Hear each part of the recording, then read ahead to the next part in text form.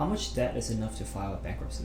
That's actually a very good question, and a question I get asked a lot. So the real answer really just kind of depends. It depends on your circumstances and kind of depends on kind of who's chasing you as well. So for some people, if you have $10,000 worth of debts, and if it's like credit cards or medical bills, and they're coming after you and you're getting called, harassed, and sued, and they're threatening you with litigation and garnishment, even that's enough. Other people have hundreds of thousands of debt, and obviously that's definitely enough. It really just depends on what's too much for you and your particular situation. So what you really want to do is talk to your attorney, explain the situation. A lot of it matters, how much money you make, how many assets you have. So all these things have to be considered in a package. It's not just how much debt do you have, but also what else do you have. If you've been moving money or giving gifts or paying back loans to friends or relatives, all these things matter in determining what kind of bankruptcy you could do, because you could have a lot of debts and a really good reason to file for bankruptcy.